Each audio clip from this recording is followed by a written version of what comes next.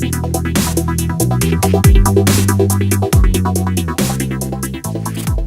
and welcome back to I Have Questions. I'm Sam.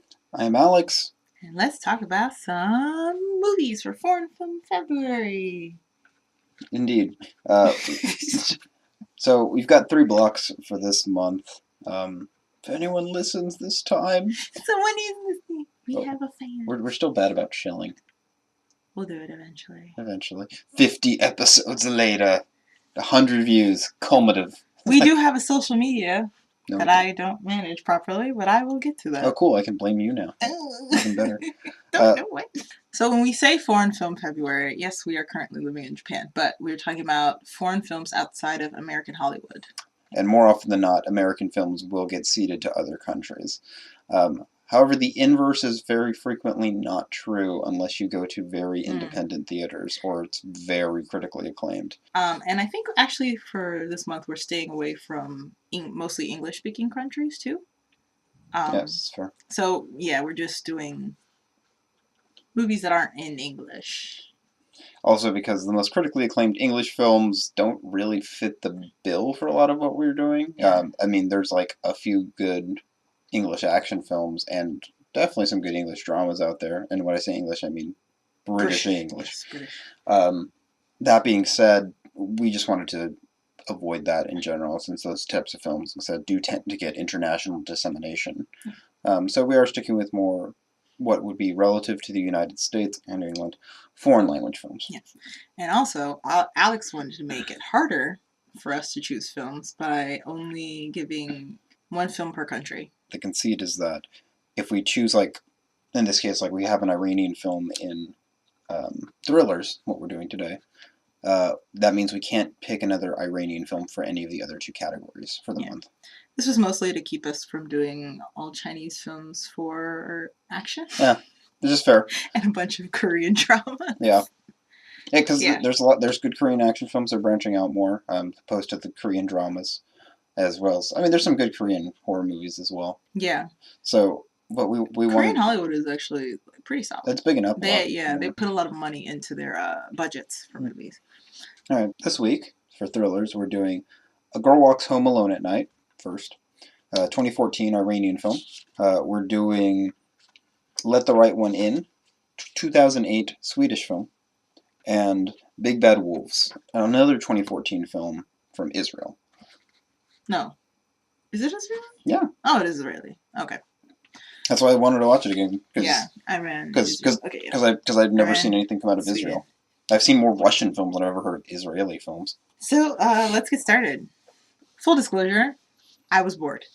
It is, I guess, spoiler warning? I mean, the spoiler warning for everything we do, but... Yeah, really. This is, it is an amazing journey of cinematography, good character effects, or good lighting effects, throughout. It is done entirely in black and white, which I know some people are against, but I think it still helps add to the atmosphere. In fairness also to the film, because I'm sure it's very beautifully filmed, our TV does not have the depth of blacks to take advantage of how gorgeous this film I feel was probably shot in, because I can tell, like, with the compositions, like what they were probably going for. This TV that we're using is like garbage for this. His TV, my screen was fine. Your computer monitor. Yeah, my computer. Which has a wider gamut. That's not even a fair assessment. TVs have lagged behind horribly compared to monitors. Sure. And this is the stock TV that our prefab apartments got. It's basically technically a vampire film. Yes, but it's more subdued in that regard. Very few vampiring going on. Actually, yeah, we have 2 vampire films, and both of which are very little vampiring happening. Yeah. They're both characterized a little bit differently from one another. So this film starts out with Arash, who's just a young man, just working to get by, works hard enough that, he buys a classic car. Yeah, he even makes a statement about it, because he walks by. This kid pops up in the movie quite a few times, and he asks him for Arash for money, and Arash says, I don't have anything, and he's just like, oh, he's like, do I look like I have any money? And he's like, well, you have a really nice car. He's like, I worked like he says he knows the exact amount of days Yeah. that he worked to afford this car. So he's clearly like, this car is his baby and this is where all his money goes. But the problem is, Arash's father is a heroin addict, yeah, Hossein. Dealer's happy to provide, but of course his father falls behind and takes his dealer, or his father's dealer, Saeed, takes his car. It's like, that's not even my father's car. Yeah, but you know how much your father owes me? Like, your father's sick. He just needs medicine. But he owes me money. yeah. So they take his car. Another character we meet in the beginning is a prostitute, but he gets a cut of her money, and he's a total asshole to her. Yeah. He also, there is a scene. Will we get to that scene later, or do you want to just talk about it now? The one where there's his apartment. I mean, it's part of the film. Yeah. It's like, this is, we can already rush to that part because it's a lot of, so the film is just very slowly paced, and that's fine. Like, it does definitely help build kind of an atmosphere, and that's kind of the point of it, because we really only have, like, honestly, like 5 characters in the entire film. Yeah, there's not a lot of characters in the film, and a few bystanders maybe, but that's it. Yeah, that's the thing. They don't make you focus on too many things. But the problem is, even though there's a few characters, you only ever see interactions of 2 characters at a time. Yeah. In the film, there's never an interaction of more than those 2 characters, which makes it kind of like, could you have cut some of these scenes out? Yes, you could have. But like Alex said, it's a very artsy film, and it's very beautifully shot. I thought the story seemed very lacking. It's hard to balance the film. So he has his car taken. He feels like crap, and he's trying to. He ends up stealing earrings from his day job because he does gardening for the wealthy and basic handyman kind of shit. He steals the earrings of a girl named Shada and tries to give them to the dealer, like as an exchange, I guess. So at first you feel sympathy for him, but then when he has this scene, it's just like, wow, you just ruined all of that good kind of, like, the sympathy I felt for you, because he's working at this job, and I don't, Shada, who he's working for, I don't really like her either, because she's definitely doing that thing, like, she's sleeping in her nightgown, she just got her nose done, she's just kind of laying there while she tells her handyman to come up and fix the TV, because there's some static, but she's just kind of laying there in her nightgown, and he goes, well, to steal the earrings, he asks her to leave the room, but she's just like, well, what's wrong with you being in the room at the same time as me? And he's just like, well, it's very improper. A young single lady and a single man being in the room at the same time. She goes, and then like kind of like does one little last like sexy move, and then just leaves. And I was like, okay, I don't like either of these 2 people. But then when he steals the earrings, they're just earrings that are sitting, they look very expensive, and they're sitting on the counter. And I'm just like, do you not think that she's going to notice, that she's not going to notice that her earrings are gone? And you were the last person in her room by herself? Like, what did you think was going to happen? I mean, we get the saga of the earrings, but it doesn't end up coming up of been like... Which is surprising, because it's just like, he quits soon after because of following events, and it's just like, you think that would be kind of like... red flag. Yeah. Yeah, he definitely stole my earrings. Yeah. Rather than, if you continued working, you draw away suspicion. Yeah. But anyway, so he has these earrings trying to make the trade. During that same time, Saeed had picked up a girl who had been following him. She was wearing a chador. She says nothing to him. There's no explanation of what kind of character she is. We just have a hint that she's a vampire. So she had been stalking him before, because apparently she was also behind the vampire, the girl, because she's never actually named. She was behind the vehicle when Saeed was forcing Ati, the prostitute, to give him head. And it's like, freaked out, looked back, nothing was there. So I kept stalking her. He takes her home, and he's doing the machismo shit. Yeah, this is the thing where I was just like, oh my god, Saeed, like, can you get any grosser or weirder? 3 lines of coke. Yeah, he does 3 lines of coke, his shirt's off, and Saeed is also covered in tattoos. And I love tattoos. I have no problem with seeing tattoos. I have a problem with shitty tattoos. On his neck, he has, in children's handwriting, sex, all in block capital letters. And I'm like, oh my god, this is hideous. Like, it looks like they were like, oh, how do we make him look like a gangster? Let's just write on him. It's like, let's just write on him. That'll make him look badass. I was like, no, it'll make him look like an idiot. Yeah, and then he starts dancing to some Euro stripping, trance music essentially. and But stripping, he and does a little it's bit of really weightlifting gross. during too, which is hilarious. He pumps twice. Yeah. He does 2 pumps, and he's like, yeah. And then, of course, basically her expression was my same expression, just like, cool. She's very stoic throughout this entire scene. She's unimpressed by this fucking weirdo. Yeah. At one point, he goes up to her and she kind of rebukes him for something, and then she takes his hand and starts sucking on the finger, and then bites the finger off. Yeah, I think he tries to like get close and like kiss him, and she's like, yeah. And then that's when he does the finger. Yeah, and this is when I was like, oh my god, hey, the film finally got interesting. Because she doesn't like bite his finger. She actually like rips it off with her teeth. It's funny though because she grows the fangs first. Yeah. And he's like, whoa. But he's so high that he's like, I'm willing to do that. Like, that was cool. And then he goes back in. Like, this isn't a surprise. The fangs come down. He backs up a little bit. Then he's just like, it's worth it. And then goes towards her. And it's just like, oh, okay. You get your finger bit. And I was like, well, what'd you expect? Then she kills him. She roots through, steals just his watch and his necklace, surprisingly. He had the money open in his drug briefcase right in front of her, and she didn't bother stealing that. So she leaves, takes a few CDs with her, like you do. Arash is waiting outside.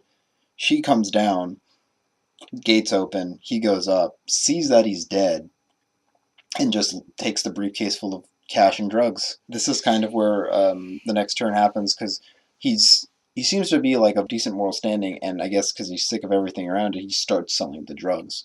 Quits his other job and just starts selling the drugs. Yeah. And he had a lot of money already in that case, but it's like, fuck it, who's going to question it? So he starts selling near the power plant or whatever. And what kind of follows is honestly just like him meandering about and the drugs with him. He ends up running into the vampire. Oh wait, no, at the party. Yeah, well, it's like at the party. He runs into both of them. Yeah, as he's selling ecstasy.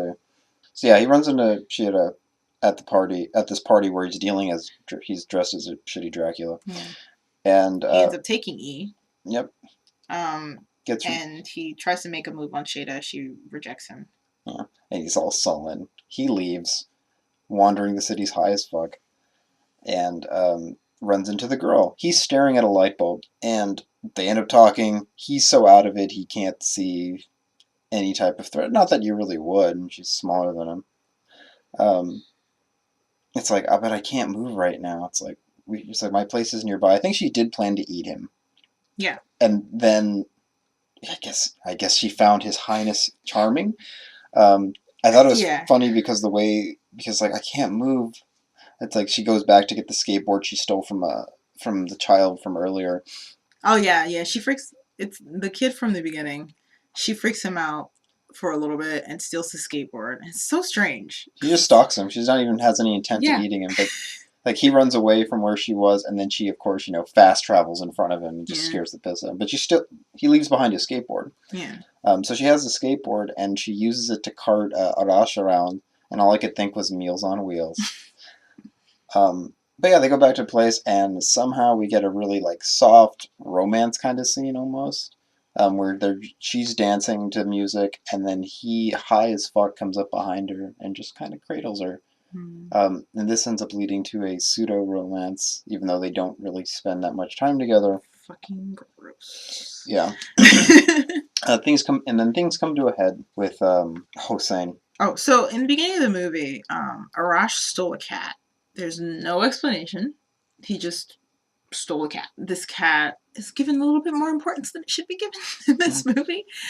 So Hossein, the father, is having withdrawal symptoms, and he's freaking out. And he believes that the cat is his dead wife reincarnated and is judging him for doing drugs. So he's starting to freak out, and he's making a mess everywhere, and starts wrecking the room. And that's when Arash comes home, and Arash just throws the drugs that he has at him and just be like, here's your heroin. You wanted it so badly. Just fucking take it. And tells him to leave and take the cat with him. And then Hossein just leaves. That's how we find out. We also find out that, once again, like I said, it's only 2 characters at a time. So the prostitute from earlier is the prostitute that Hossein prefers to have a lot because she's an older woman, but she's good looking, but like everybody shits on her age. But she doesn't look that old. Like she's in her 30s. She says they say just 30. They say 30. And they're like, oh, well, don't you want children? Don't you want to be a mother? Don't you want to have a family? So she's, and I'm like, oh, fucking, like, she's a prostitute. Like, and you guys are treating her like shit. I don't think she really wants to bring a child into this world. Yeah. But yeah, so we get a little bit of connection. I mean, Alex thought it was, at first, he was treating the prostitute like it was a replacement for his wife. Yeah. But I think it was just, he was just kind of searching in for comfort. Yeah. Because Ati, the prostitute, would just kind of do whatever. Well, so we have someone who lost their sense of desire, the prostitute. We have someone who is trying to find desire in all the wrong places, Hossein. We have someone who's abusing others to get what he believes to be the type of thing he wants, Arash. I mean, well, Arash and Saeed. Yeah, both Saeed. Arash not at first, and then Arash finds something a little bit, I guess, softer in the girl. And the girl who, is the most primal of all of them, where she's just, pure hunger. Yeah. That's the closest I can think to a theme otherwise. Even though it's only 2 characters in the scene at a time, they do all have connections to each other. And that part is interesting because that's kind of how life works. It's like, it's a very small town. It's called the Bad City. Bad City. Yeah. So it's categorized as a very small village. So we get this like weird kind of romance. He doesn't spend a lot of time with the girl, but he's, as they do in the movies, he immediately falls in love with her. And they meet he asks her to come see him the next night. Meet at a power plant. Yeah, after he kicked out. Gives her the necklace. Gives her the earrings he stole. Her ears aren't pierced, so she pulls a safety pin out and pierces them on the spot. Yeah, and it's fucking weird. It's supposed to be seen as like this intimate romantic moment, but it was just really strange for me. Maybe that's just because I don't get romantic moments very well in films, but it was just really strange and awkward. This was a very awkward scene for me to watch, I believe. They talk about their own personal sins, but it's like, you don't know the things I've done, you don't know the things I've done. And it's like they're both, neither of them are good people, and they're both trying to convince each other. Like, well, the girl's trying to convince him, like, you don't want to be with me because I'm a horrible person. But Arash thinks, he's done the worst. Like, he's been selling drugs and blah, blah, blah, and stole from a dead man. So he thinks he's the worst. So he's just like, oh, yeah, no, you're worth it, kind of thing. I'm like, okay, sure. The girl ends up finding Ati, the prostitute, and giving her the payment that she was missing from Saeed. And they form a kind of bond. And they talk about desire, and it's like, oh, I've lost my sense of desire, essentially. Yeah. Or Ati realizes she doesn't have the sense of desire anymore, and then the girl leaves.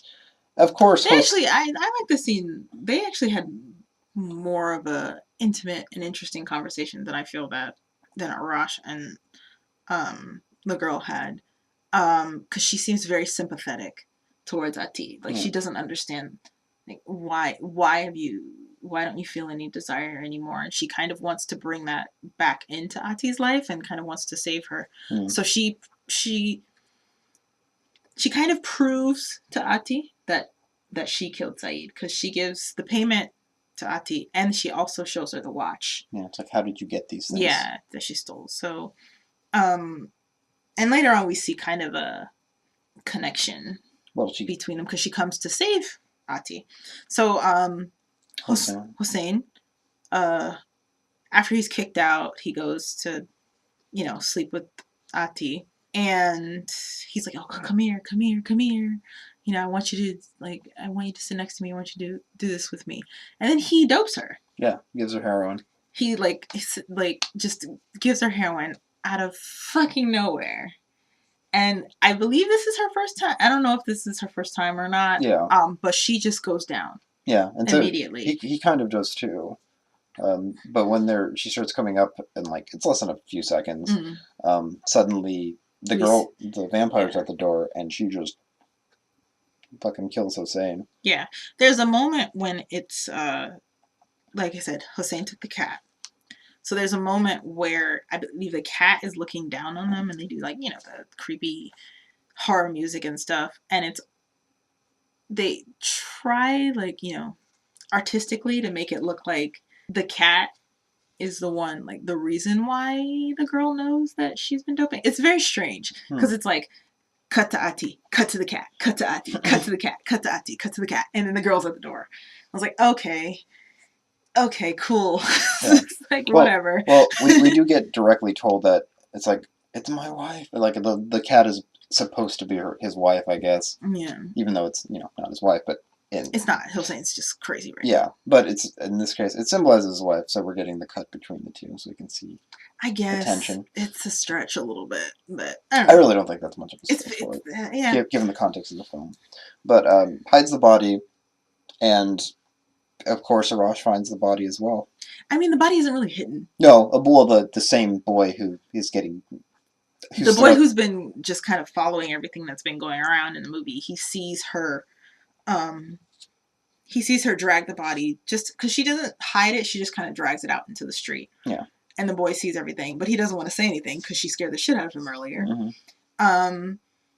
So of course in the morning, everybody sees the body. Arash comes. And he's so distraught that he goes to the girl and says, "Hey, let's just leave this town," because now he doesn't have anything keeping him here. He has money from the drug money. He has his car. So he says, "Let's leave. Let's leave. Let's leave." That's her apartment. And then as she's like, "Okay, fine," the cat walks out of the room because she took the cat with her. Of course. And she takes all her money, which is a pile of Rolexes and various watches. Just a pile of watches. It's like clearly she's either murdering people or she's mugging a lot of people. Yeah. Which, to be fair though, in this town, it doesn't really seem like a town full of reputable people. So yeah it's fine. Yeah, but there has to be enough of a population that like this many deaths. Yeah. Well, she doesn't kill anybody that often. In fairness, too, we do have a corpse pile. Yeah. Oh, we forgot to mention there's a bridge, and under that bridge, there's no water, just a pile of dead bodies that people just dumped. Saeed's body was dumped there. Yep. And it was nothing. Yeah. And nobody questioned this. And I was like, okay, is this to go with the bad city thing? Because if so, I feel like you should explain that just a little bit more. Yeah. Because it was there from the beginning of the movie to the end. Like it just kept popping up in the movie, and I was like, so we're not going to discuss the pit of bodies? Okay. Arash has this kind of moment where he's already freaked out about the cat because he saw the cat. And he's like, I left the cat with Hossein, and it's like, ooh, things are connecting. But he doesn't say anything until like midway through their driving.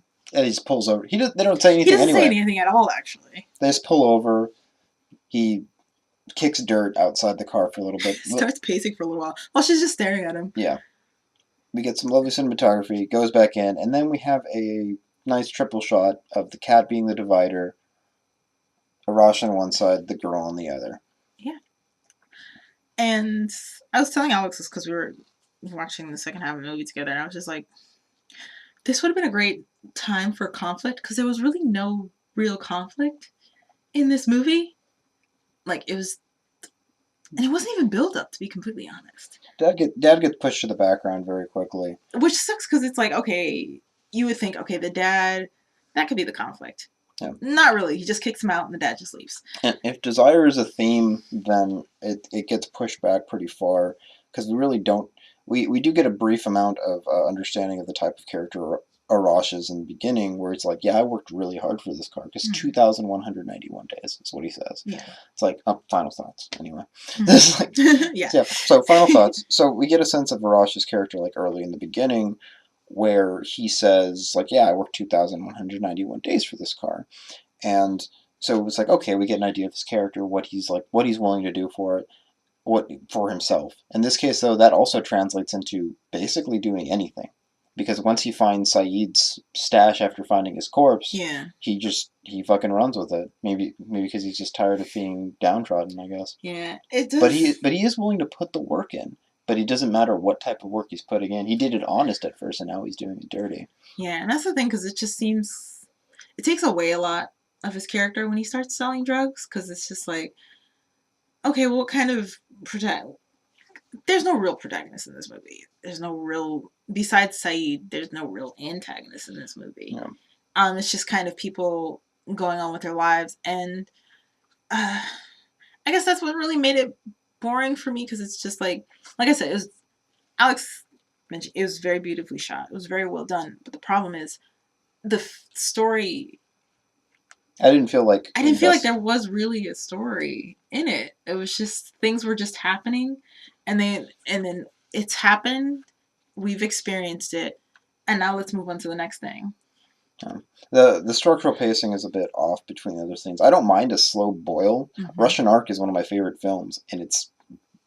Yeah, the I fell asleep the first time I watched Russian Ark, but this I didn't fall asleep. I was engaged because I liked the shots, but I didn't feel like there was a cohesive tying between narrative elements that were placed there. I don't mind a slow boil as long as it boils into something. And that was the thing I was felt like it was not lacking about it. Like, none of the men in the movie are good.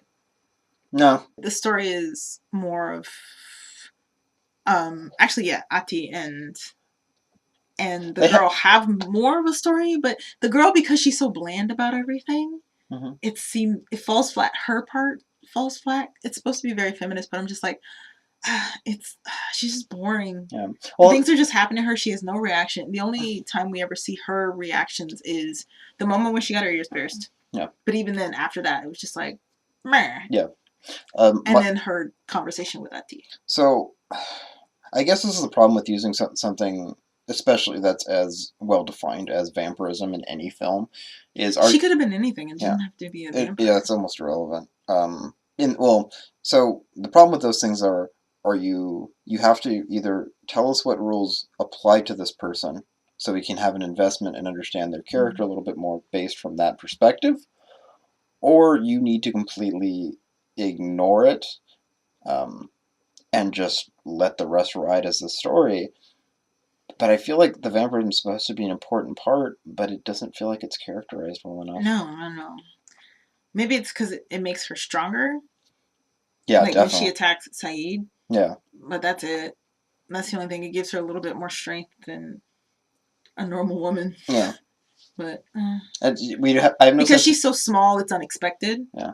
When she overpowers these guys, but I mean once again, if this is supposed to be a feminist film, I feel like that kind of undercuts it a little bit when you make it so that a small woman can only be strong if she's supernatural. Yeah. So I don't know. Yeah. I guess the problem I have with the characterization of the girl is because, the one time she's really given, she seems like she's making a choice because she doesn't. There we go. So it doesn't feel like she's conflicted about the people she kills until Arash mentions it. But even then, it's like she's still, she has to kill people to survive, essentially. So it's like there is a contrast to that. It's just like, I guess, because. Yeah. But Arash's sins are like tiny in comparison to hers. Yeah. I don't know. I honestly don't know what to take further from it. I will recommend this if only for the cinematography. Yeah, if you like artsy films, you should definitely take a watch for it. But if it's categorized slightly as a thriller, but it's not. There's not really any tension. No. In this film at all. Like, so if you're going into, if you want to go into a vampire movie for tension, this is not that film for you. But like I said, if you do like artsy films, go for it. Yeah. So we're going to take a brief break, and then we'll come back with Let the Right One In, the Swedish film.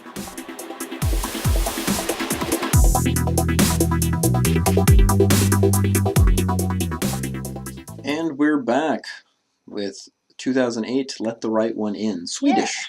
Yeah, this film was remade, I believe, by America, but I've never seen the remake. It's funny because it was American. Because in the production of this, they talk in one scene. They're like, "We can't do that because it's too American." And it's like, now I'm curious to see if the American version did what they avoided. Probably. Anyway, all right. So this is a movie about a little psycho. Yeah, pretty much. Little psycho with other little psychos surrounding him. So Oscar is a typical young boy who has creepy hobbies. He collects the newspaper clippings of people who have been murdered Yeah. And he's well versed in murder. Gruesomely murdered too. Yeah, it's like one of the opening scenes is they're in the school, and I guess it's like bring your dad to work day or No, there's it's a just career day, and the cop is explaining. It is a cop, I right? think it's a Yeah, cop. and he's explaining his job, and they're asking We have questions. ways to know how a body is. We knew this guy was murdered. You know how we knew he was murdered? And that the fire was used to conceal it. And Oscar raises his hand because there was no smoke in his lungs. It's like, that's right. How did you know that? I read a lot of books. What books are you reading, son? It's like, just books in general. Well then, and moves on. Yeah, it's like they don't tone down the creepiness of this kid at all. But yeah, so Oscar's a little psychopath. Yeah. He fantasizes about getting back at his bullies because he carries around this kind of a hunting knife. Well, the casing for it is kind of makes it look like a hunting knife. There's this bully Connie, and he has two stooges who are a little bit reluctant Yeah. for it, but at the same time, you can tell it's kind of like it's the bully or be bullied kind of thing. Yeah. So they're just like, if we just hang around Connie, he won't bully us. Which is funny because Connie's not even a big kid. He's not, but his brother's a fucking psycho too. Yeah, so, that's probably part of it. Yeah, that might be part of it. It's like you don't have to be a big kid to be a little psycho. If they know your brother. Yeah. And that's probably what we don't meet the brother till much later. Yeah, we don't meet him till much later, but it is kind of strange that Connie is the bully because he doesn't seem like a very big kid, but Connie isn't the only one who bullies Oscar. He does get pushed around by a lot of the older kids, but we don't see that too often. Connie's just the one who shows up the most. Yeah. And his parents are separated. Yeah. I guess divorced. So he lives mostly with lives with his mom. And in the movie, it goes back and forth between her being normal, loving mom and also like yelling at him because he's in that stage where he's just like he doesn't want to listen to his parents, and his emotions are happening for the first time. 12-year-old. Yeah. So, or 11-year-old, I'm sorry. So there's a lot of conflict between him. He really wants to spend time with his dad, but we'll get to that. The dad he seems like a great dad. The first scene that he spends that time with his dad, it seems like, oh, okay, like this is really cute, a fun relationship and stuff. The second time, not so much. Yeah. So we're intercut after this with scenes of Hakan. Hakan.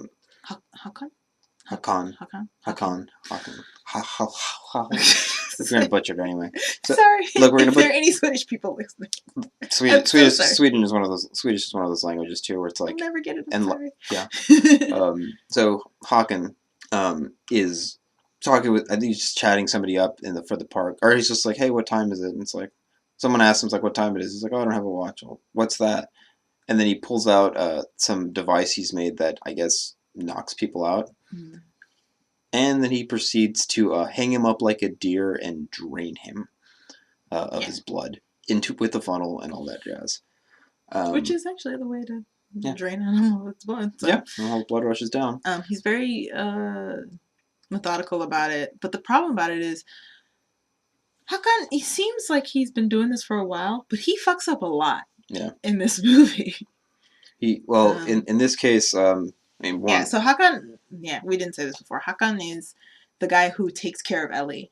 It kind of tricks you in the beginning. It seems like it's a father and daughter relationship, but obviously, very early on, and you see that it's not.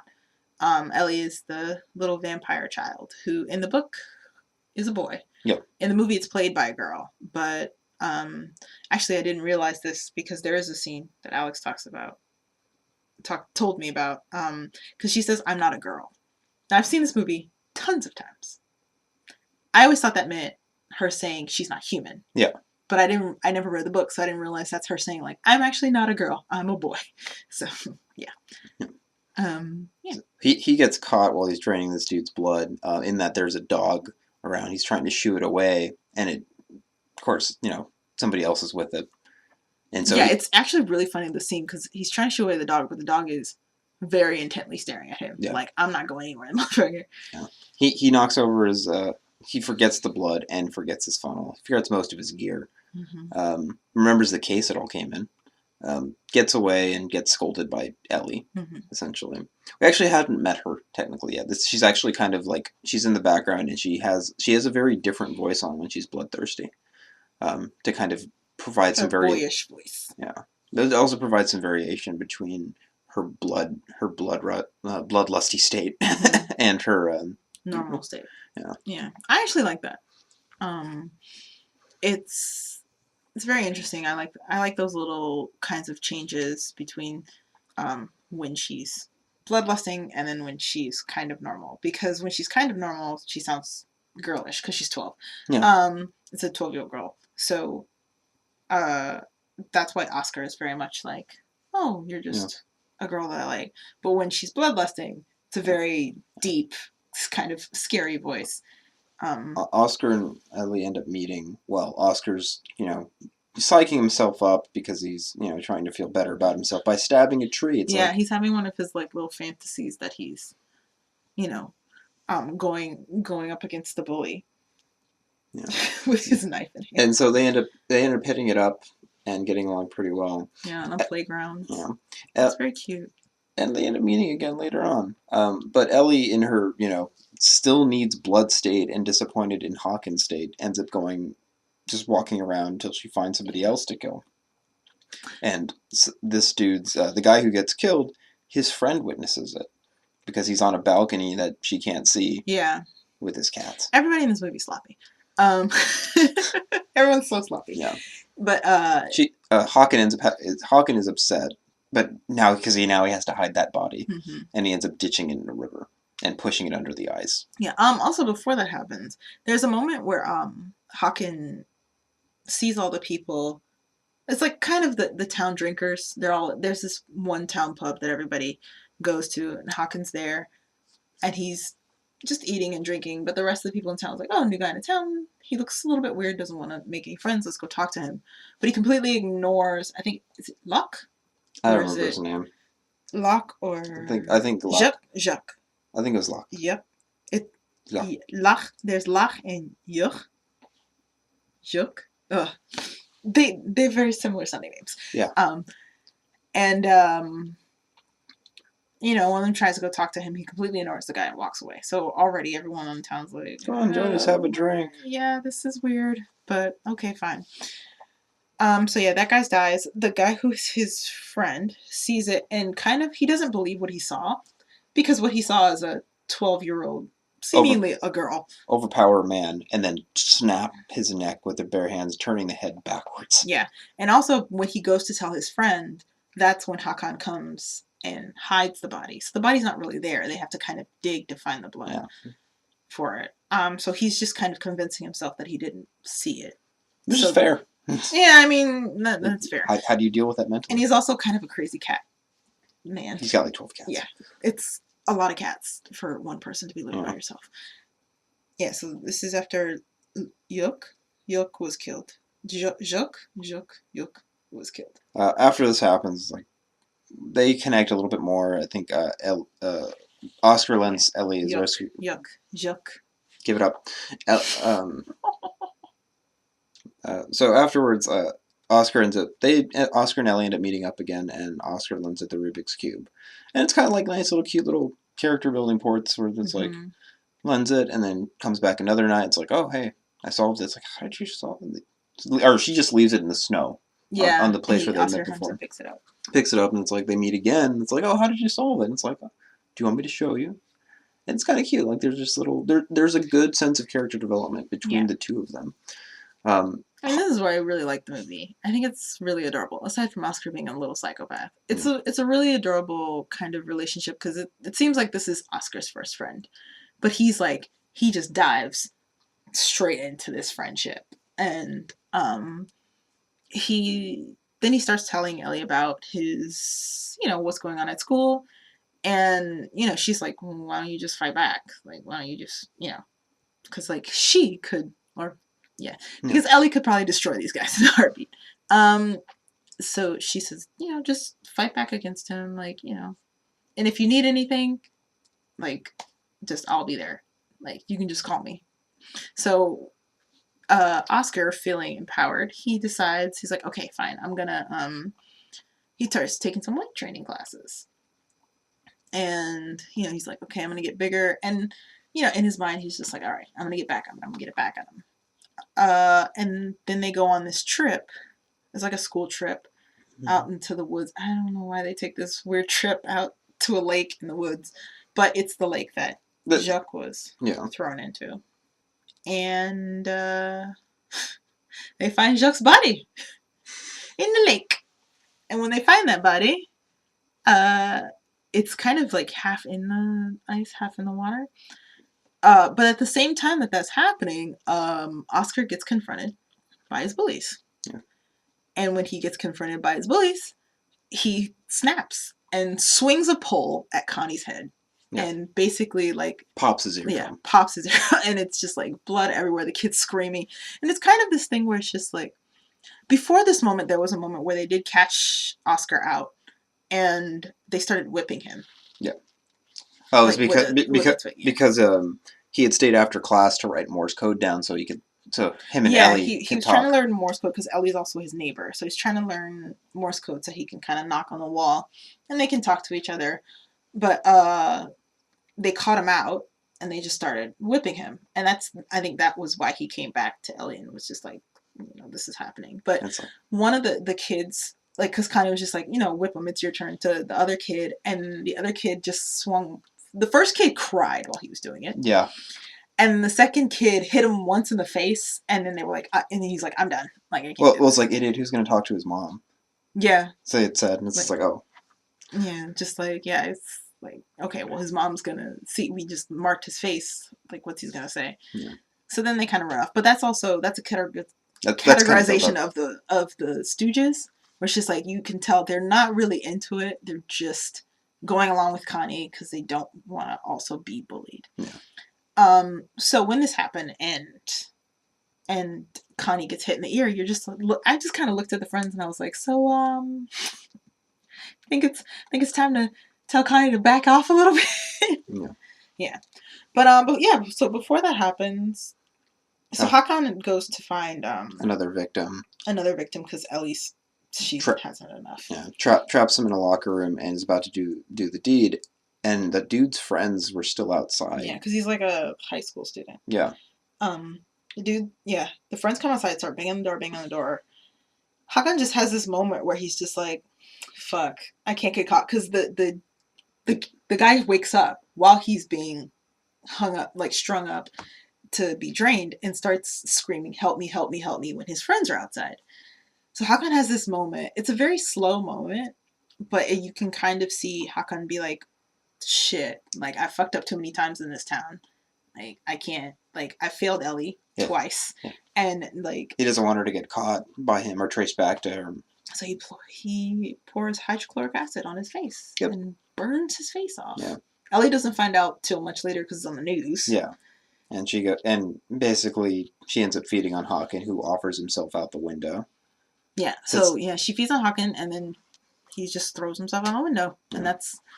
And now she doesn't have anyone to take care of herself. Yeah. To take care of her. So she's just kind of in the apartment alone for a while.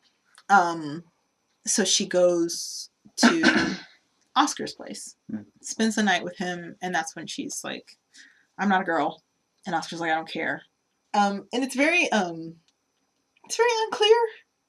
if Oscar realizes saying, like, she's not a girl as in, like, it's a boy. Yeah. Or he just doesn't care. Whatever. We never really have a kind of... Yeah. But there's never a clearing.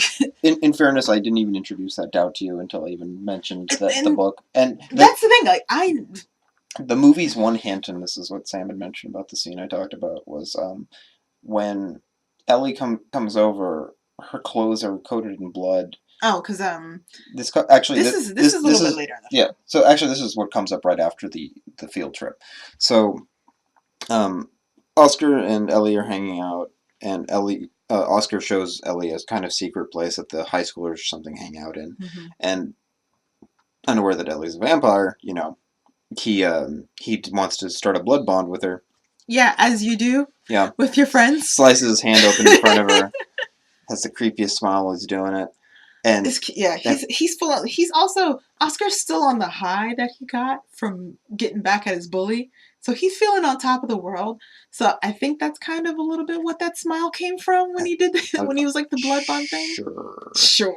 I don't know why, but he's like, yeah, let's form a blood bond. Ellie freaks out, licks the blood off the floor, and then in her scary vampire voice is like, leave now. And then she just ends up running out instead because he's not leaving immediately. Yeah. In this in blooded state, she looks for a victim and ends up running across Virginia, one of the friends of the no, the girlfriend of the best friend of the guy who got killed earlier, of Jacques. Yeah.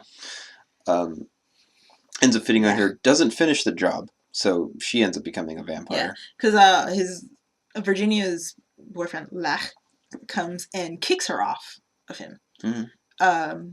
And saves Virginia. But for some reason, they take her back home rather than... and not to the hospital after she's definitely bleeding out. Yeah. Yeah, and this causes Virginia to slowly turn into a vampire. And so we get a few cuts of her realizing that sunlight's hurting her, and she's just really freaking out. Yeah.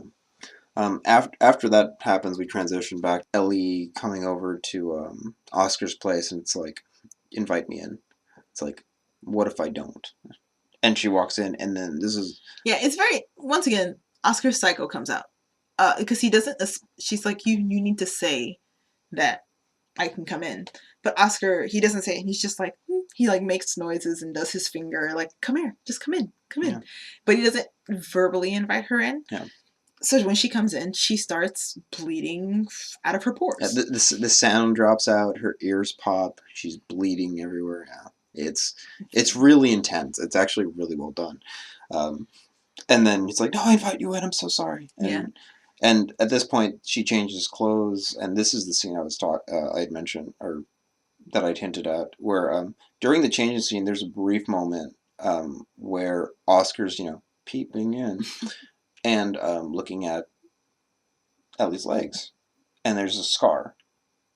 So it's an implied castration scar. Yeah. Which is like the most tangential thing we can get to the book in that regard. But, and I wouldn't have noticed it if, like, as many times as I've seen this movie, I never connected it to that. So I wouldn't have noticed it if Alex didn't bring it up. Yeah. So. But he's still all for it. Oh yeah. Yeah. I mean, he's 12. Yeah. So Virginia comes up again, and this is where she goes to their house, gets invited in, and then the cats all maul her. Yeah, and the cats go fucking psycho. Like rabies-ish psycho. So she's freaking out, and then they actually take her to hospital. Then they take her to the hospital, but not as a victim, more as a crazy, like a, insane patient, because she's locked down. She's kind of tied down the whole time, and she's slowly coming to terms like, what's happening to me? What's happening to me? And then she realizes, like, oh, I'm a vampire. So she asks the nurse to open the window, and the nurse is like, oh, okay, finally, you're feeling better. You want me to open it? Because they haven't... She's been sitting in the dark freaking out the whole time. Yeah. So the nurse is like, okay, great. We're going to get you some light. We're going to get you out of here. And then she bursts into flames. Really well done, flames. Yeah. And Lac's freaking out. And then we go back to Oscar and Ellie. Yeah, Oscar and Ellie, they talk about, like, well, I have to kill people to survive. You want to kill people. Yeah. But you... Yeah, they actually do address Oscar's, psychopathic tendencies. Because Oscar's just like, yeah, we're the same. So Oscar's like, I don't care. Like, you kill people. I want to kill people. We're the same. We should still be together. Would be really cute if it weren't Oscar being a little psychopath. So then we get the scene of Lach. Oh, gosh. All right. Virginia's boyfriend, who he's lost his best friend. He's lost Virginia. So he somehow tracks Ellie down. Yeah, well, I mean, because I was saying, like, he did see the girl. Yeah. But as he's walking past the neighborhood, he sees the window covered. Because in the beginning of the movie, Hakan covered the window with a bunch of cardboard and stuff. Yeah. So he sees the window cover, and he's gonna go up and check it out. Which I'm like, you just went into somebody's house. It's tangential as fuck. It's really, really it's a very, very loose thread that he connects. And Oscar happens to be in the apartment. Yeah. Because he was just gonna come visit Ellie, I guess. So Oscar just happens to be in the apartment when Locke comes in, and he's just kind of looking around, being like, "What's going on?"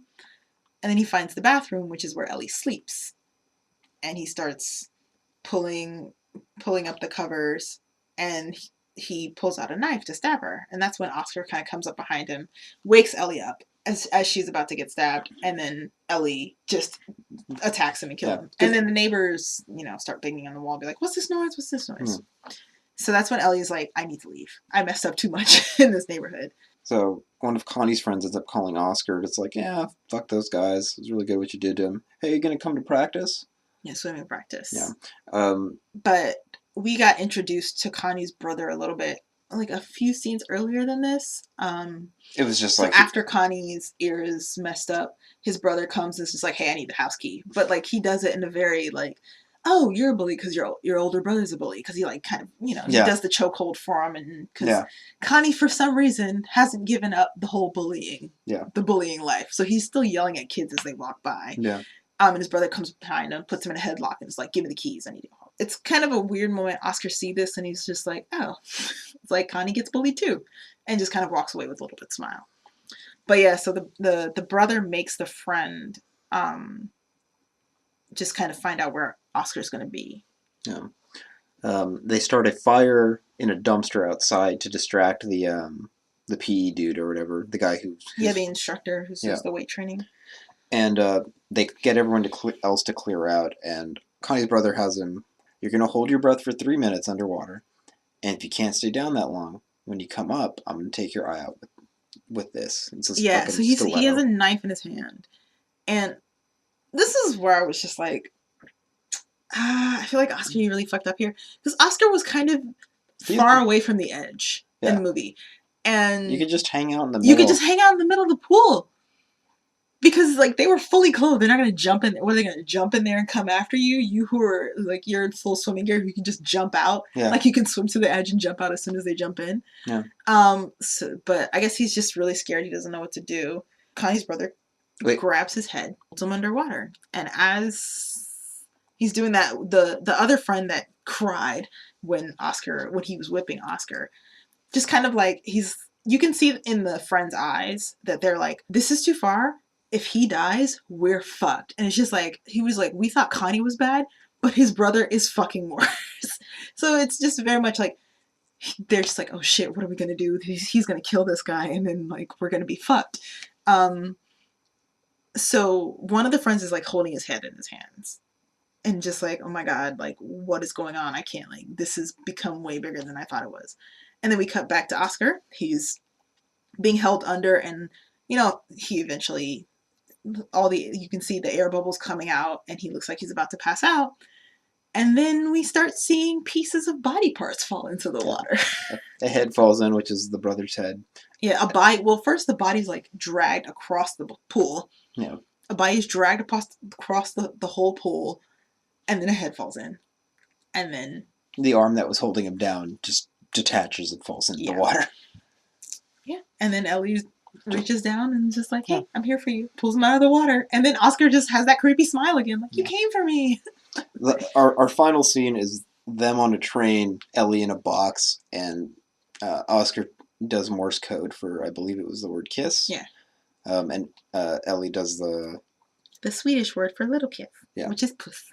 Yeah. So yeah. It's a cute film. Yeah. Final thoughts, because we'll characterize it anyway. Yeah, I like it.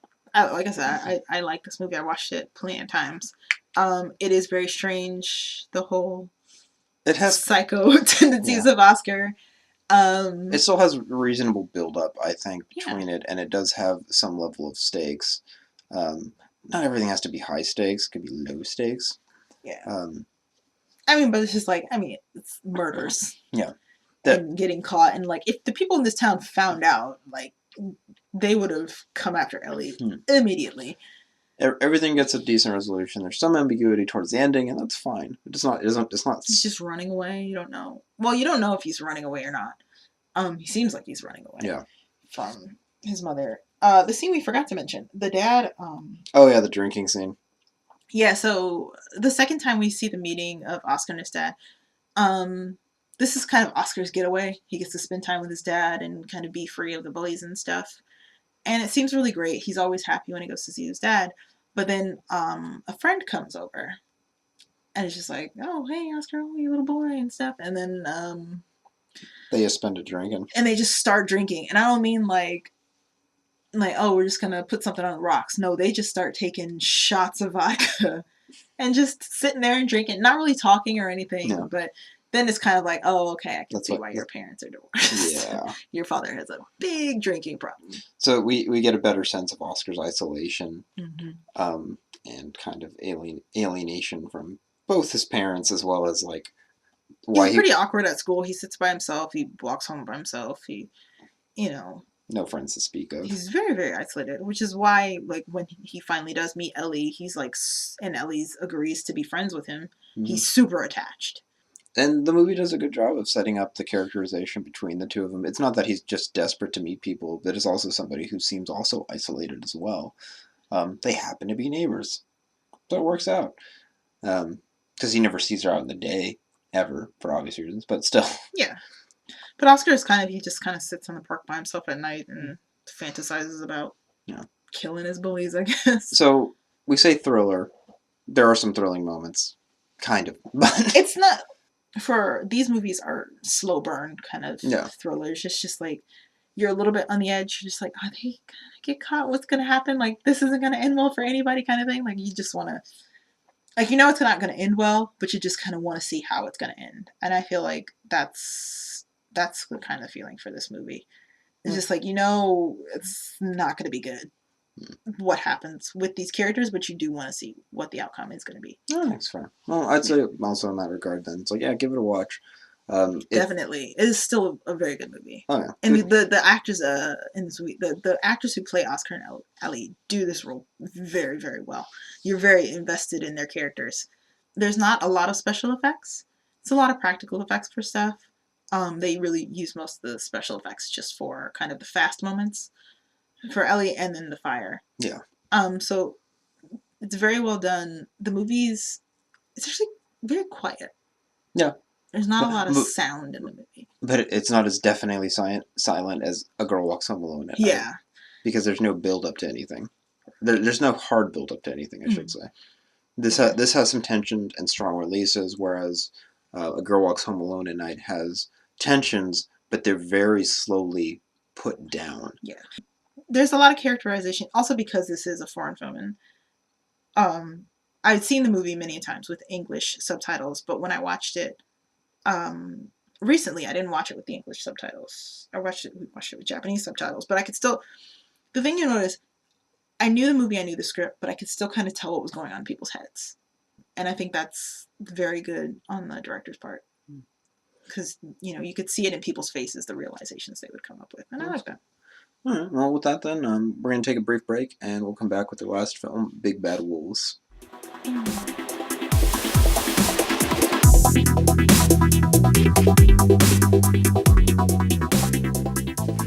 we're back with Big Bad Wolves. Welcome back. Actually, 2013. Israeli film. So, Big Bad Wolves, I watched about... maybe 3 years ago. Me and my mates in Austin and back in the States would do a movie night, and this is one of the films that are coming up. Damn, it's suspenseful, if only because it's levels of torture that are involved. It's characterized itself as a black comedy. It definitely has a lot of funny bits that I laughed at because it's a very sharp contrast to what's going on. That being said, it's like, I don't know if the subject matter lends itself well to black comedy, but then really black comedy, I feel like maybe... I don't know. What was funny about this? This is a fucking stress ball the whole time. Yeah, I had to hold your head to watch it. It was too much. Anyway, so some kids are playing in the woods, and one goes to hide and then ends up getting kidnapped. This kid ended up being beheaded, sexually assaulted. Yeah, and left in the woods. Yeah, left in the woods. But okay, there's some stuff in between that. So after the kid is abducted, we get, basically, it's a very jarring switch to a scene where some Israeli police officers are beating up a suspect. Yeah, beating up a suspect for information on the whereabouts of the girl. Yeah, Mickey is one of these cops in there. Dror is the school teacher suspected of the crime. Okay, so there's one thing that I mentioned. This is never brought up in the film at all. We are never given any actual evidence, like hard evidence, Yeah. that Dror is the perpetrator Yeah. of this crime. We're never giving any information of why he's suspected. Everyone's just like, we know it's him, we know it's him, we know it's him. But the audience isn't given any of that information, which makes it, I guess that's also a part of the mystery of everything. Everyone seems so sure that it's him. Yeah. But we as the audience are like, how? Yeah. The film does a good job of wrong-footing you about it, as to the innocence of the our prime suspect who ends up getting tortured. Yeah, because you feel bad for him. Yeah. In the beginning, because you don't know what the police have on him. They just say, we got him. And the police are very, there's no good cop. It's very bad cop for the police officers. And he's also like the school teacher. And also while they were beating up Jor, the teacher, I guess some kids saw them in the warehouse and started filming it, put the video on the internet. And because of that, his students at school saw it and were like, oh, he's a pedophile. Oh, he's an assaulter. Not like he was being beat up by the police. Why? Like, what the fuck happened? They were just, everyone went straight to like, he's the guy who did it. Because we get described later all the things that lead up to before they found the girl. But even when they found the girl, it was gross because we only got to see her legs. Yeah. But like she was naked, bleeding. But we saw the girl in the beginning of the movie. She's like 9 years old. She's very, very young because they're little kids playing hide and seek in the woods. So when we get this scene, it's very like, oh fuck, they need to find this guy like now because it's disgusting and it's very jarring and kind of terrifying because we get a small peek at like, okay, this is the kind of psychopath we're dealing with. But there's also a thing in the background where the father comes. The father shows up because I guess he has a lot of connections, and he's like fighting the police officers to go see the daughter, and they're just like, nope, like don't, don't let him see, don't let him see. But he sees it anyway. So Mickey, the police officer, is pulled off the case, and someone else incompetent is put on the case, who we don't really see until the end of the movie after this. Mm-hmm. But Mickey's in huge trouble because not only did he beat up the suspect and try to torture him for information, he was also caught on camera. Mm-hmm. But he doesn't stop following Dror. Yeah. Which is what leads to even more troubles. Yeah. So Giddy, the girl's father, is well aware of Dror's suspected hood. He also believes it's him. We have no reason. He has no inside information. He just believes it's him. He does, actually. He has a connection with the police. But it's in a different department. So that's how he ends up with the file. So he has a file on. Oh yeah, he has the Israeli police department's file on this guy and on the case. Yeah. So Giddy devises a plan to also kidnap him. Ends up managing to. He chases Dror around for a bit.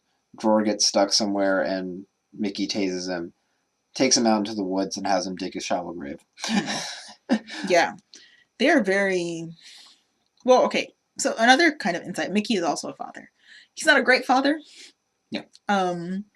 You can tell that the parents are very, very much separated, and he's just kind of the mom is the main caretaker, and he kind of gets time with his daughter. Yeah. But it's the typical like, oh, detective puts too much time in his work kind of thing. But he feels very upset and connected to this case because he has a daughter, and it's all little girls who are being picked up. So they're very emotional about this whole thing, which is why I think he's taken off the case in the first place. Which, I mean, if you get taken off a case, it's probably for a reason.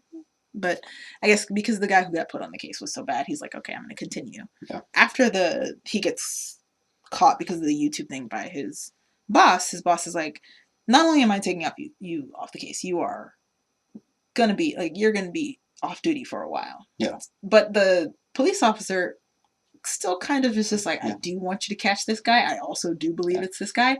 So as a civilian, you can do whatever you want as long as you don't get caught. Yeah. And I was just like, and thus begins a comedy of errors. Yeah. Okay. After the shallow grave, Giddy ends up coming by and smacks Mickey in the back of the head with the shovel that he happened to have. He gets Dror to help him put Mickey in the trunk because Dror doesn't know who Giddy is. Yeah, and he tells Dror he's internal affairs. Yeah. Yeah. It's not, but yeah, definitely. Yeah, and then as Dror turns around to get in the car, he also knocks Dror out and shoves him in the car, and they end up at the house that he had bought. That's in the middle of nowhere, where he managed to convince a real estate agent to scream in the basement so he could tell that there was no sound. Yeah, so the thing about this is, you don't see Giddy in the beginning. Because when they say, oh, it's the father, it's very blurry. Yeah. So you don't actually see who that is. Yeah. So when Giddy's following Dror, you don't know who this guy is. And they don't give you any clues to who he is at all. So when he buys this house and he tells the real estate agent to go into the basement and scream, once again, you don't know who this person is at all. And it's a very terrifying moment because he's just walking out very calmly. So you're just like, is he the murderer then? Is he we're following Dror? Dror didn't actually do it. It was this guy Giddy. Like, what the hell? Yeah.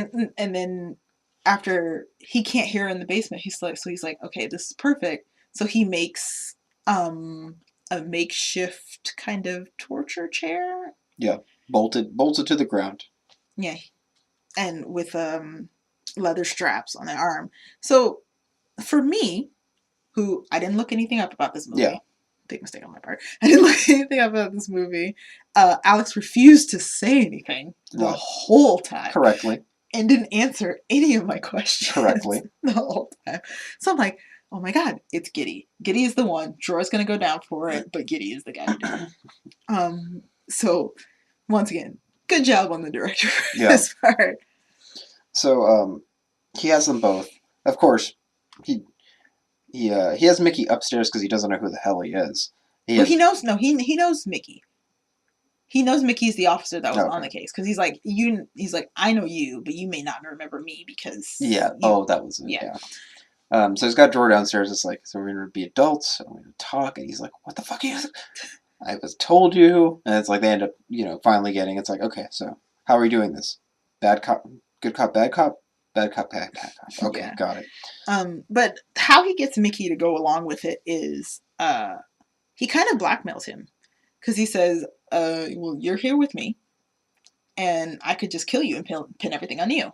Yep. And he says it with such a sincere, straight face that even Mickey's like, oh, I have no choice kind of thing. Yeah. So the interesting about this thing is, like, Giddy is...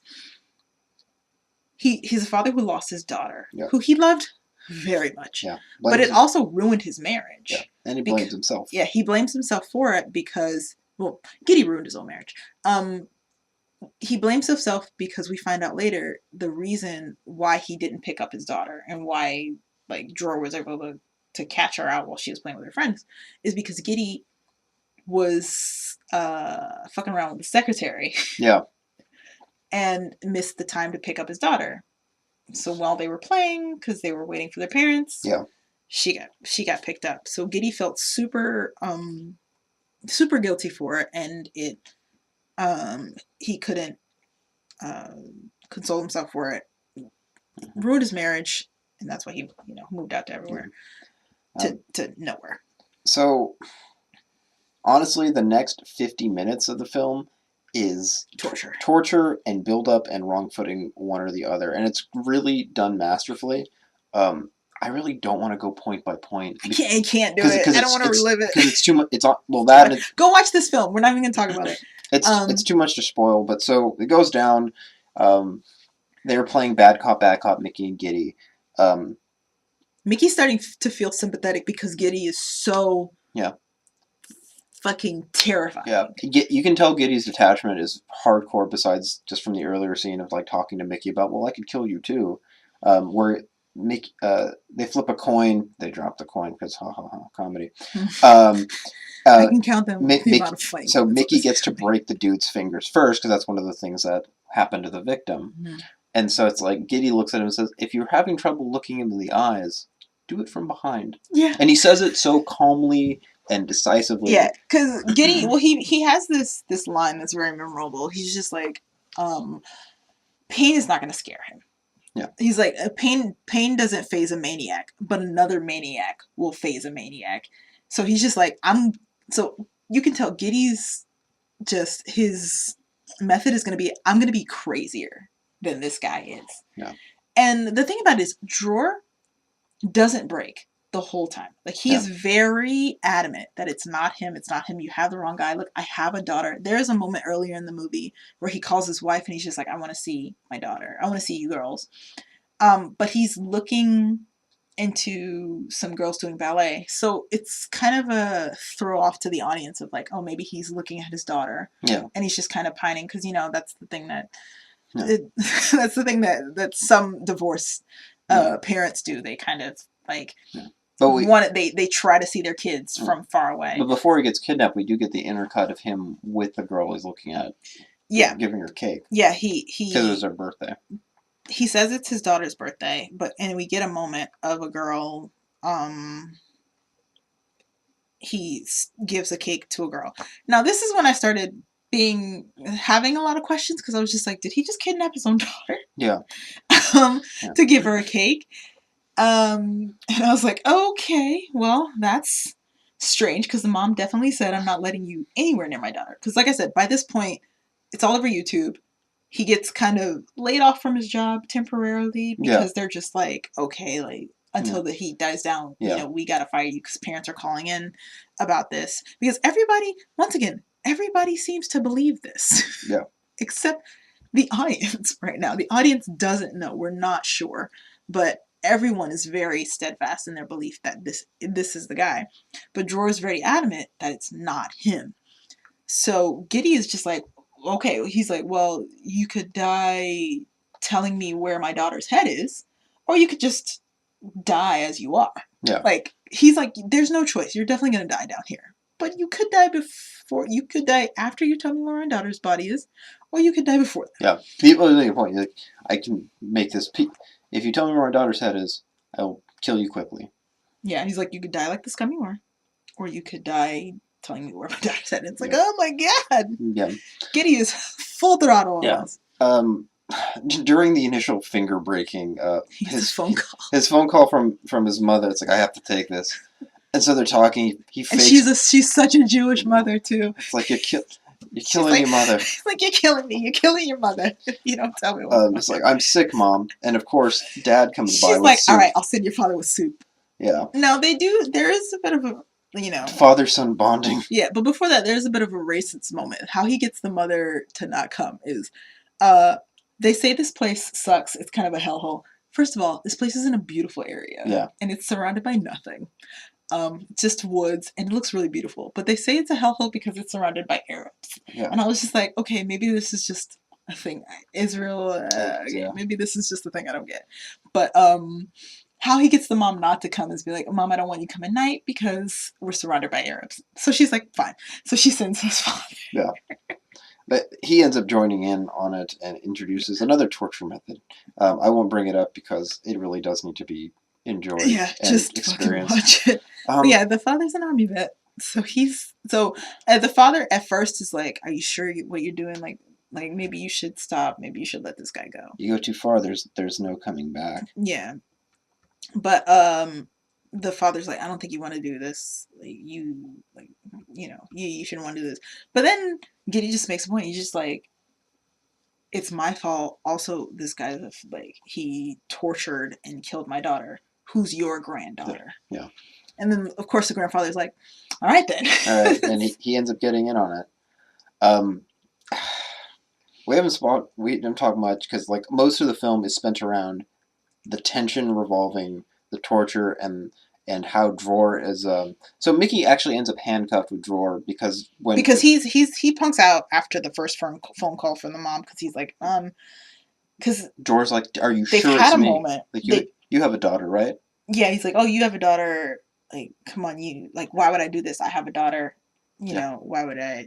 This comes up later. He doesn't really think about it at the time, but it does come up later. So Mickey kind of feels like, so he gets unsure, and he kind of doesn't want to do anymore. But Giddy's like, okay, fuck, and then you're out. So he knocks him out too, and locks him up too.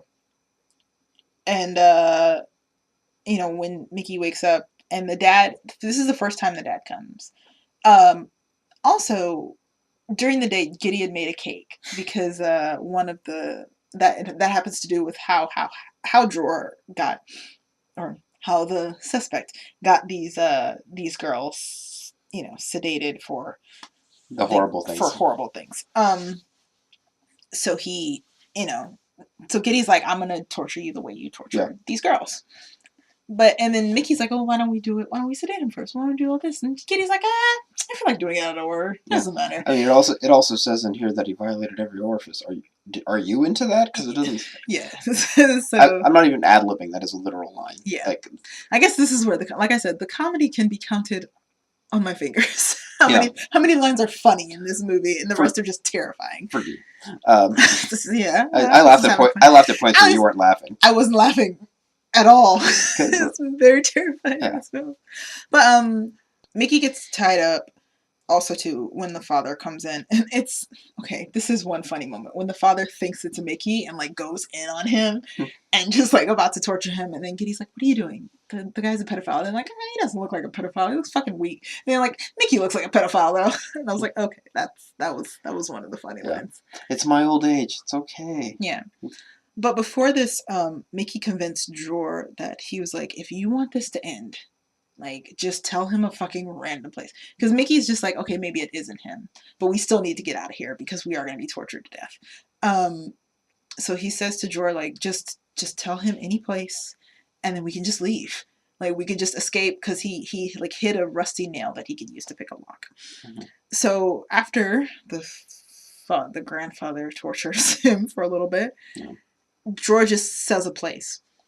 And the problem about this is Dror says a very specific place. Yeah. He gives very, very, very specific directions. Behind the school, there's a such and such under construction on the southwest side under a fan. Yeah. Which is not, there's literally only one fan. Yeah. So it's a very apt thing. So even if like. So that's when you're just like, wait, why are you giving such a specific place? Like, okay. Yeah. Even if you see this every day, doesn't seem like something you'd pick up on. Yeah, that you would give like very explicit directions about under duress like that. Yeah. But it makes it sound more plausible, I guess. And should we just spoiler drop it? I guess because it's like it's hard to want to not talk. Why are you gonna spoil it? There's nobody there. Yeah, there's no body there. But it's our Mickey. Well, Giddy doesn't dig for that long. Yeah. Well, he digs, but he doesn't dig very, very deep. It's also kind of bothers me because it's stated earlier in the film. It's like it's hours away, so it's just like they're hours away from civilization. But Giddy leaves the dad there, but the dad accidentally eats the cake. Yeah, and passes out. Yeah, and passes out. So Giddy finds nothing. And Mickey manages to break free, and they start trying to release him. It's like, no, you're going to slow me down. Well, yeah, Mickey kind of releases him, but then, Mickey gets out. He releases one arm, but then he kind of stops and has a moment. And I think that's when he realizes, this guy said something about my daughter earlier. Yeah. How would he know that? Yeah. Well, he doesn't figure even that much out until not until later, but he kind of stops for a minute, and it's just like, kind of like his brain is going through the same thing that the audience is, like all these specific things, but he's like, okay, well, I'm going to look into your eyes one more time. Yeah. And I want you to tell me that you didn't do it. And I think he sees something. Yeah. I don't know what he sees, but he sees something, and he's just like, yeah, you're on your own, buddy. And this like leaves. Yeah. He finds one of the Arab neighbors who's just been riding on a horse all day. Same dude who bummed a cigarette from Giddy earlier in the day. On horseback, just chilling out. He's just, because... iPhone, it's S4, what do you think we're saying? The funny thing about this is, it's just like, you get the whole what do you think about this? Because this guy's got riding around on a horse, but it's just because they're in the middle of the woods. Like Yeah. you can have I feel like even in America, if you lived in that kind of area, your neighbors would have a horse. Or One an of your neighbors has a horse. or an ATV. Yeah, or something that's not seen on normal roads. So he's like, oh, what do you? Because Mickey he's freaking out. Yeah, he's on a kid's bike. He's on a kid's bike. He's kind of freaking out because he sees something.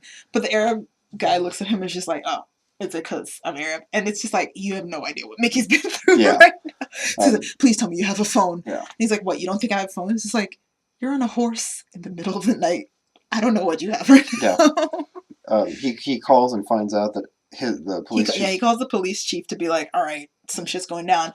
And then his wife is there. Yeah. It's like his daughter's missing. He's supposed to pick him up. And from ballet practice. Yeah. So he rushes back to the house, and this is around the same time Giddy gets down. Or Giddy gets there before him. Stuff happens. Yeah. Stuff happens. Drawer doesn't make it. Yeah.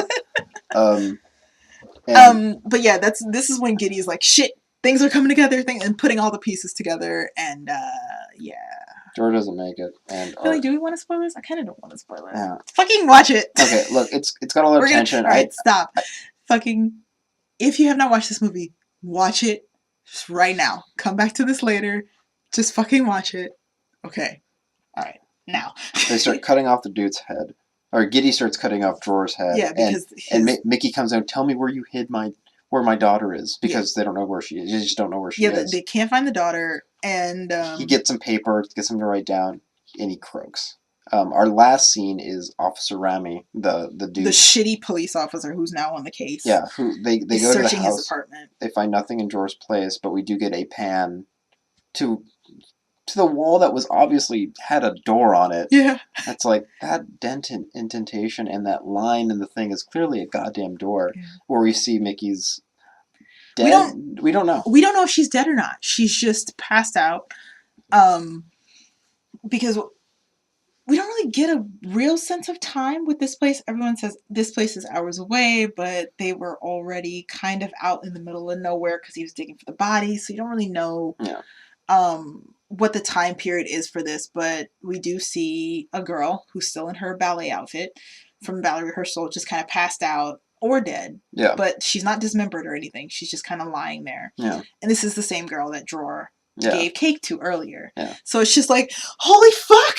Yeah. What a roller coaster! Has a day passed? Has it only been a few hours? Yeah, and you're left with, are they going to find out? Because Rami was just like, oh, there's nothing here, and just left. Yeah. So it's like, are they going to find this child? Is she going to wake up and start making noise? Like, what the fuck is going to happen? Is she going to be able to get out? Yeah. Because, like I said, nothing is missing from her body. And it's just like, oh my God, like, what the fuck? Like, she's going to starve to death. There's so much, but Drawer's already dead. The police officers, like, Mickey's and Giddy are going to get blamed for murder.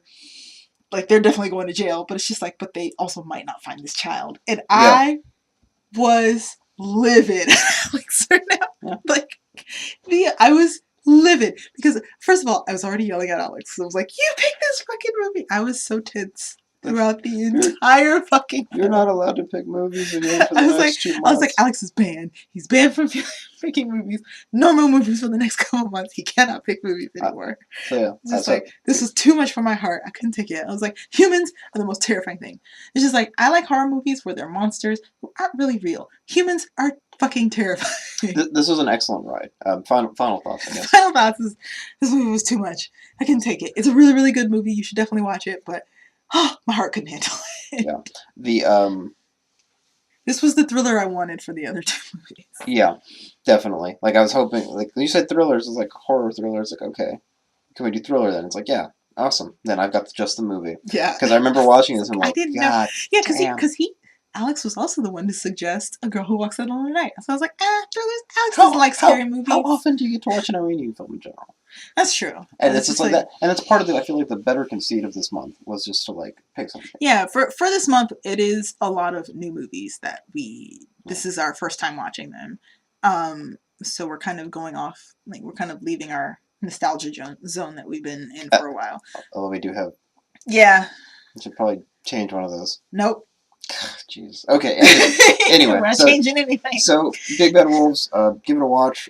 Excellent suspense. Yeah, but if you have heart issues, maybe not watch this film. I mean, you probably wouldn't have been watching it to begin with. Yeah, to be honest. So It's a I guess that's it then for good. us. Join us next week for our action genre. Yeah, we're gonna try not to pick all Asian films. No promises. It's already too late for that. It's too late. I mean, Yeah, they're we've all already picked the movies. they're all technically on the Asian subcontinent. Yeah, that's true. But yeah, I mean, for this one we picked, it's Sweden, Iran, and Israel. Yeah. So. Okay. So we have 2 Middle Eastern movies and 1 very Northern European movie. Yeah. So. Till next week. Good morning, good evening, good afternoon, good night, wherever the hell you may be. Take care. And goodbye.